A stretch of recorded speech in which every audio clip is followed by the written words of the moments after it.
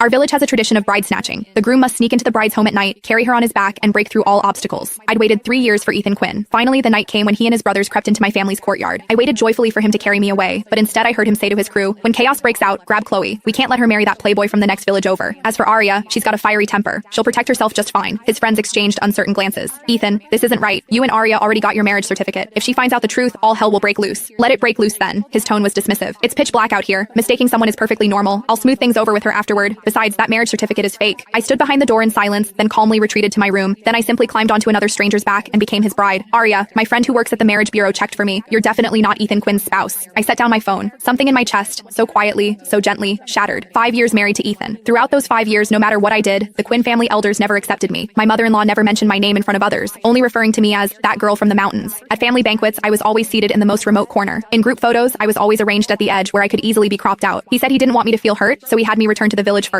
He said he'd wait until he completed our village's bride snatching ritual, followed all the proper procedures, then bring me back legitimately. I obediently returned. Though we spent little time together, to outsiders we seemed loving and harmonious enough, but I'd waited 3 years for him, saved up 3 years worth of things to say, longed for this night for 3 years. Yet he came for another woman. He'd fooled me with a fake certificate for 3 years, all just so I wouldn't discover. The person he truly wanted to capture was my stepsister Chloe. I looked at the woman in the mirror, expressionless, neither joyful nor sorrowful. Soon, commotion erupted in the courtyard. The bride snatching had begun. People were shouting, "They're here! They're here!" Someone laughed. Footsteps pounded past in chaos. Someone deliberately blocked the path. The firelight painted half the sky red. The excitement belonged to them. The excitement was for Chloe. The other group consisted of people from the neighboring village who'd come for the capture. They'd originally come to capture Chloe. According to tradition, if a girl was unwilling, she could hide away early and let them make a wasted trip. But Chloe didn't hide. She'd been waiting in her room all along, waiting to be carried away. And the person she was waiting for was my husband. The room I was in wasn't my usual one. It was Chloe's. That afternoon, my stepmother had called me over, held my hand, and spoke with rare gentleness. "Arya, tonight during the capture, you stay in Chloe's room. Your room is too quiet. The capture group won't find it easily. Those thugs coming for Chloe are troublemakers. You've always been tough since childhood, can take a beating. Not like Chloe with her delicate constitution. If she got hurt by accident, it would be terrible." I said nothing. I knew what she meant. According to village tradition, during bride snatchings, the groom's brothers would charge in first to seize the bride. The woman had to resist, struggle, fight desperately to prevent being carried away. This was called blocking the door. The harder you blocked, the fiercer you fought, the more precious the girl was considered. The harder the groom's side had to fight to carry her away. Those punches and shoves would land on you for real. My stepmother sighed, acting as though sharing her deepest thoughts. She studied my expression, testing the waters. "Besides, Ethan's from the city. He's not familiar with our customs. If you stay in this room by the entrance, he won't have to search the whole courtyard." Back then, wanting to make things easier for Ethan, I'd agreed. I'd even sent him a message with my room's location. But who knew? They'd been planning this switch all along. Outside, a louder commotion suddenly erupted. Someone shouted, "Got her! Got the bride!" People laughed, people cheered, firecrackers crackled and popped. I listened but didn't move. I knew who they'd captured. I could even picture the scene. Ethan carrying Chloe on his back, stumbling through the crowd. His brothers flanking them protectively. Someone deliberately blocking their path. People throwing things. Chloe burying her face against his back, pretending to struggle a few times. How wonderful. I lowered my eyes, refusing to look. Before long, my room door burst open. A group of people surged into the darkness. Their